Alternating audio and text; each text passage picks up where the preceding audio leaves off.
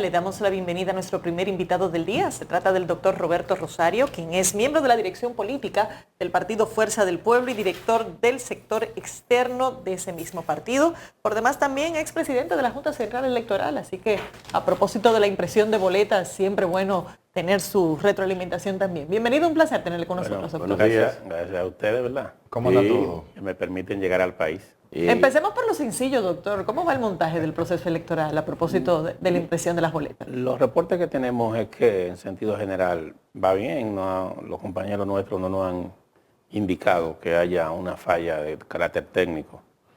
En el cronograma más bien le están dando seguimiento. La Junta todavía le falta pronunciarse sobre algunos experimentos, una carta que le enviaron las organizaciones que conformamos el bloque opositor, en las cuales señalamos una serie de medidas de carácter administrativa que deben tomarse para garantizar la transparencia y la equidad en el proceso. Pero en sentido general no tenemos al momento actual una queja que pudiera decirse que afecte a la oposición. Pero es la carta que enviaron y que ellos dieron respuesta en algunos casos prohibiendo Le dieron respuesta a 3 de los aspectos contenidos en la comunicación. Pero ustedes esperan que quiten al jefe, al director de electoral, policial electoral, y que quiten al funcionario. Hay varias medidas. Administrativo sí, Hay dígame. varias medidas. Por ejemplo, está la solicitud de que un tiempo prudente antes de las elecciones se emita duplicado de cédula gratis para combatir la compra de cédula. En mi gestión, cuando yo fui presidente de la Junta, siempre se dio. Siempre se entendió que la mejor manera de combatir el que los partidos pudieran dedicarse a comprar cédula era garantizar el derecho a votar, que es un derecho fundamental. Y como es un derecho fundamental, el costo de ese derecho no puede ser el argumento. Entonces siempre nosotros dimos 2008, 2012, 2016, siempre se dio por lo menos un mes antes, al ciudadano se le daba la oportunidad de que si no tenía cédula fuera y la buscara para votar. Lo que no puede ocurrir es que el día de la elección, porque yo no tengo un duplicado, no pude votar. De esa manera sería eso para nosotros es muy fundamental. O sea, el viernes antes de las elecciones, que vaya un ciudadano a la Junta Central Electoral a buscar una cédula. Nosotros dábamos hasta 24 horas antes. Siempre. En toda nuestra administración, siempre se dio gratis un duplicado hasta 24 horas antes. Doctor, no vemos razón para que eso no se haga, porque si hubo un proceso en el que hubo una gran compra de cédulas, bueno, para mencionarle a ustedes, en los 20 municipios más poblados, la abstención fue de 65%.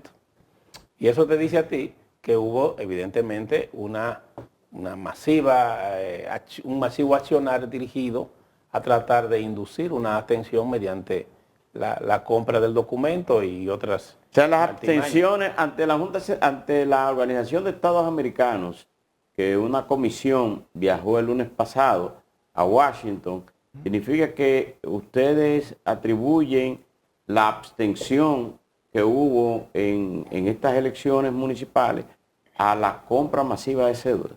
Mira, hay varios aspectos que deben ser tomados en cuenta. okay. Es evidente que el día mismo de la elección, el Partido Revolucionario Moderno, en combinación con elementos de la Policía Militar Electoral, tomó el control de los centros de votación. Es un fenómeno que no había ocurrido y que no se esperaba.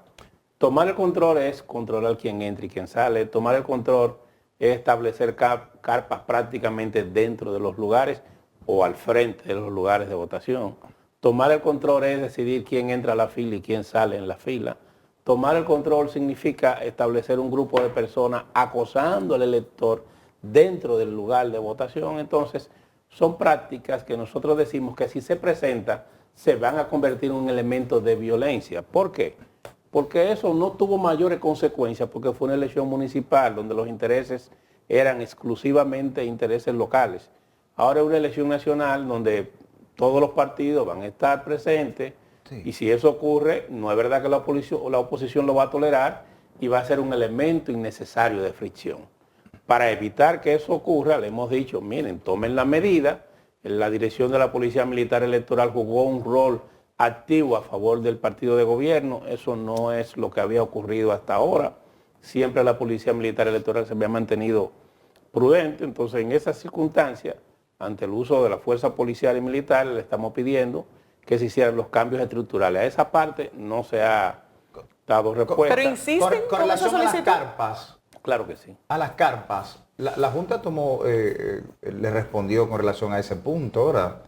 Lo de las Sí, la carpas. Junta respondió que en ese caso va a garantizar que no ocurra y nosotros vamos a confiar en la Junta y también en nosotros. Pero, Roberto, pero, de manera que si el PRM la pone, hay dos opciones, o nosotros la quitamos o ponemos otra. O sea, la oposición está haciendo, va a hacer lo siguiente.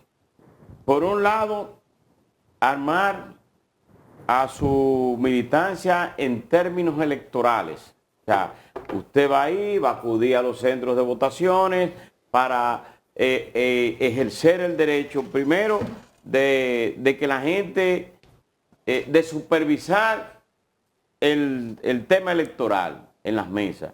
Y también, por otro lado, organizar grupos en los diferentes recintos electorales, por si ponen mesas, si ponen cosas, entonces actuar en consecuencia. Claro que sí. La idea es lo siguiente, que nadie esté obstruyendo el ejercicio del derecho al sufragio. Pero si tú quieres tomar ventaja de eso, yo voy a estar ahí contigo, porque no voy a permitir que tú, aprovechándote de mi respeto a la ley, tú la irrespetes en tu beneficio. Sobre todo violencia en los recintos electorales. Mira, el problema es... Si grupos van a estar ahí para enfrentar... ¿Y la solución cuál es? ¿Dejar que el PRM lo haga? No. La solución es que se ponga orden. La solución es que se evite que eso ocurra. Si el gobierno no quiere actuar... mira, los partidos de gobierno siempre deben ser los más llamados a poner el orden, porque ellos tienen la ventaja de que la fuerza pública depende del Poder Ejecutivo. En esas circunstancias, quien debe dar ejemplo de orden, quien debe evitar fricciones es el partido de gobierno. Mira, yo siempre decía, y tengo el criterio, de que la Junta Central Electoral y los organismos judiciales en materia electoral, y yo diría que en todas las materias, debe proteger más al débil que al fuerte, no al fuerte, porque el fuerte tiene como defenderse. Siempre hay que tratar de ayudar al que tiene menor posibilidad. En este caso, la fortaleza está siempre a favor del que está en el gobierno, porque tiene una serie de resortes de poder que le ayudan. Entonces, para evitar eso, quien debe garantizar la equidad, que por demás está establecido en la Constitución, es un principio constitucional de que la Junta Central Electoral debe garantizar igualdad en la competencia y equidad. Entonces, en una elección donde no hay equidad y donde no hay igualdad, es una elección entonces fallida, es una elección que no se corresponde con los principios generales que deben adornar ese certamen. Por esa razón, la Fuerza del Pueblo, el PRD y el PLD, ese elemento lo llevaron a la Organización de Estados Americanos, que tocó el problema de que coincidió la visita con el problema de Ecuador y México, precisamente cuando se estaba dando la visita, y fue recibida por el secretario general de la OEA y el director de Observación Electoral, y también hubo una conversación privada con el licenciado Almagro, donde se le puso en conocimiento de la situación que vive. Mire, aquí hay una situación que nosotros no podemos ignorar, aquí hay un estado de descomposición social que de alguna manera se está expresando en el proceso electoral. Esa descomposición social tiene como base que el electorado en sentido general, en la medida en que van pasando los procesos, va perdiendo una serie de valores intrínsecos que se reflejaban en los procesos electorales. Ahora, de alguna manera, el mercantilismo se ha convertido en la esencia del ejercicio del sufragio. Y eso, como es normal, favorece al que más tiene, que es el que está en el gobierno. Y eso se expresa también no solo ya en las dádivas y en las ayudas y en el uso de recursos públicos, sino que tal como han denunciado una serie de organizaciones políticas y sociales, también hasta organizaciones del bajo mundo son parte del proceso electoral. Por ejemplo, para nosotros es preocupante que en este proceso electoral haya una serie de personas que hasta el propio Ministerio Público lo ha estado investigando por ¿cómo te diría? Por varias acciones delictivas, como es el caso de la droga, el tráfico de droga o por qué no también de lavado de activos. Y están inscritos algunos de ellos como candidatos. ¿Quién te garantiza que esos recursos obtenidos de manera ilícita, como pasó en el año 2020, no van a incidir para decidir la elección en un sentido u otro? Don Roberto. Por ejemplo, mire el caso que tenemos del legislador que acaba de ser condenado, que es histórico, debo decirle. Es la primera vez en la historia de América que un legislador electo en su periodo es condenado, en este caso no solamente condenado, confeso por tráfico de estupefacientes. Entonces es condenado por el tráfico y el uso de esos recursos. Si usted ve la declaración misma de él fue determinante en todo lo que fue la provincia de Santiago. Entonces, ¿cuántos hay así? ¿Y qué tanto peso El tiene presidente eso en el Luis proceso? Abinader se refirió el lunes pasado a ese tema y dijo que conjuntamente la Dirección Nacional de Control de Drogas y la DEA hicieron trabajos conjuntos durante 6 meses para esa operación y apresaron a ese, que incluso su gobierno fue felicitado por los Estados Unidos. Pero el presidente ahí no dijo la verdad. No, No. ¿Por qué? Porque ese señor se fue caminando por su pie a Miami, cogió un vuelo y allá fue que lo apresaron. Ese señor no fue agarrado en un operativo. Ese señor no fue deportado. Ese señor agarró, compró un vuelo, se montó en su avión y iba a pasear. ¿por qué se le estaba dando seguimiento? Bueno, pero vamos a verlo claro. No es que yo usé los mecanismos coercitivos del Estado, no fue que yo te apresé y te extradité. Aquí a Quirino, por ejemplo, fue un operativo. Vamos a ver la cosa en su justo lugar. No, pero en el caso de Quirino, salió de aquí y en el camino detuvo su camión para no llegar a Santiago hacia donde iba. Era allá que había que agarrarlo, en Santiago. Efectivamente, no. Él Hacia venía, el lugar de destino. oiga bien, él venía detrás de un cargamento de droga que venía por la Núñez de Cáceres. Le venían dando seguimiento. Apresaron el camión, las grabaciones están, se han escuchado las grabaciones. Y el que viene le dice, miren, nos están siguiendo y vienen por tal sitio, lo atrapan, lo someten a la justicia, lo extraditan. Esa es la historia. Pero si Igual- ese cargamento iba para Santiago, para un lugar que todo el mundo Sí. sabe para dónde iba, ¿por qué detenerlo por mitad y no agarrarlo allá en el lugar? Pero lo importante es que lo agarraron. Sí. Oye, lo importante es que lo agarraron y algo mejor, que lo extraditaron. Hubo la voluntad política de extraditarlo. Te voy a poner un ejemplo. Figueroa Agosto se le persiguió, se fue incluso hasta Puerto Rico, se sometió a la justicia y pagó su condena o llegó a su acuerdo, perfecto, pero se le persiguió. ¿Figueroa Agosto Este fue extraditado o fue agarrado en Puerto Rico? No, él aquí se le persiguió, hubo un gran operativo. Sí, se fue a Puerto en Rico Bellavista, y lo apresaron allá. Él salió porque acuérdate que él manejaba bien su asunto de su Sí. dólar y su cosa. Se fue a Puerto Rico y en Puerto Rico lo atrapan. Pero huyendo de aquí, persiguiéndolo. Sí. En este caso, este señor, Miguel Gutiérrez. Gutiérrez. Miguel Gutiérrez no hizo eso. Miguel Gutiérrez compró su vuelo, se montó en su avión y cayó allá. Entonces, la película que queremos vender de que fue perseguido no es real. Ese señor se montó. Pero de igual manera hay una serie de personas que están en un expediente que tiene un nombre raro ahora, no sé cuál, que incluso están siendo señalados y algunos de ellos son candidatos. Entonces, la política de lucha contra el narcotráfico tiene que ser transparente. Y esa transparencia debe empezar por la política. No es posible que los estamentos públicos estén siendo penetrados, nunca como ahora, en el tema del narcotráfico. Y si en adición a eso tú tienes los recursos del Estado y también tienes que detrás de ti están tratando de guarecerse gente que trafica con esa sustancia y tienen grandes cantidades de dinero, la oposición no tendrá oportunidad de Por eso competir. perdió la fuerza del pueblo y Yo creo que esa rescate. No, yo creo que esa es una ventaja que ningún partido debe tener, ni de oposición ni de gobierno, porque eso contribuye a la destrucción de la sociedad. Ahora, lo que lamento es que nunca había llegado una penetración tan grande como ahora en los estamentos estatales. Ese es el tema. Doctor, Don Roberto, ¿qué pero- está pasando en la Fuerza del Pueblo y bueno, y el PLD también, aunque le concierne menos? que se ha visto una estampida de militantes hacia el oficialismo. De los más recientes y más importantes, el caso de Carlos Guzmán, actual alcalde de Santo Domingo Norte, que perdió el proceso electoral en febrero.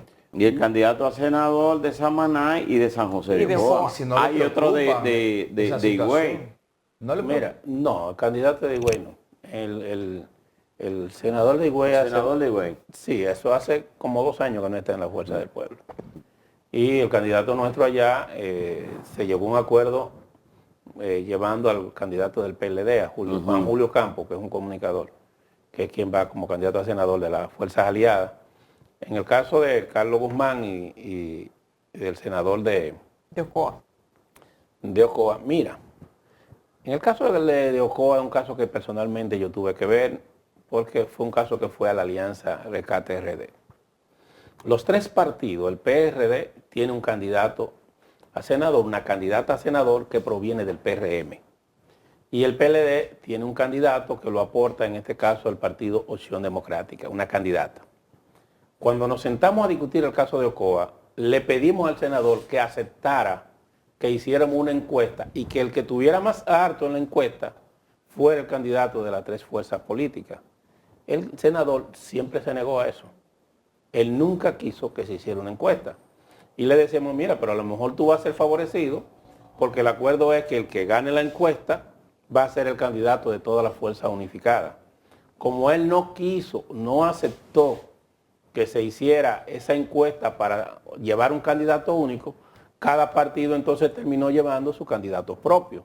Y entonces él se molestó y dijo, o ha argumentado públicamente, que al no lograrse que los demás partidos lo apoyen, él no va a ser candidato a senador. Esa es la realidad de lo que pasó en Ocoa, porque es un tema que personalmente ¿Y en Samaná? yo me vi involucrado. En Samaná es un caso digno de estudio. Él estaba encabezando las encuestas. Él estaba por encima de Pedro Catrén en las mediciones que nosotros hacíamos. Y de repente termina dando este paso. Es digno de estudio. Esa sonrisa suya como Pero- que hay algo pecaminoso. Pero venga acá, Ah, los candidatos no se hacen Doctor. harakiri de esa forma. Esto tendría un Edino. impacto negativo en las elecciones de mayo. Mire qué es lo que yo creo. El presidente Fernández ha hablado de lo que él llama la dinerocracia. ¿La? La dinerocracia. Ok. Hay un proceso, el proceso original que yo hablaba de la descomposición que se está manifestando en la política ha llegado muy profundo. Y el partido de gobierno no ha respetado ni siquiera candidaturas inscritas. Aquí hubo lugares donde el partido de gobierno esperó el último día para llevarse un candidato e impedir que las fuerzas opositoras pudieran inscribir una persona. Eso nunca había ocurrido. O sea, el presidente debe entender que en una contienda electoral deben usarse mecanismos lícitos y debe haber cierto nivel de respeto, porque si usted gana, usted va a querer que colaboren con usted. Pero si usted gana con malas artes, esa oposición que resulte derrotada porque usted esos recursos o tuvo malas artes, desde que termine el proceso lo que va a hacer es que le va a entrar. Y Carlos, ¿qué pasó con Carlos mucha Guzmán? radicalidad. Yo no sé si usted me entiende. Si yo pierdo lícitamente, yo perdí. Y lo acepto perfectamente. Pero si usted me gana porque usted agarra y me compra a mi gente, o si usted me gana a mí porque usted usa malas artes, usted tiene que saber que va a tener que confrontar 4 años de una dura oposición. Pero yo no creo pero que eso Luis, es lo que le conviene Luis a ha la asumido esos 4 años de oposición, porque durante la misma campaña... No, en estos 4 años Luis ha estado solo. Solo. La oposición ha sido exageradamente flexible con el gobierno del PRM. Sí. Es más, todavía en las elecciones a Luis se le trata y no hay oposición. No hay una oposición dura. No hay una oposición que refleje. Mire, ¿Y por qué? yo no había visto un gobierno que goce tanto de la, yo diría, de la benevolencia de la oposición. Aquí todo está en crisis, señores. Aquí educación, el propio ministro de Educación cuando llegó, habían pasado 2 años y dijo que fueron 2 años perdidos y que ese dinero se votó. El mismo ministro de Educación, aquí usted se va al 911, desbarataron el 911. Usted se va aquí a la salud está en el suelo. Dígame una institución que tenga algo que mostrar. No ¿Pero hay qué nada. pasa entonces con la oposición?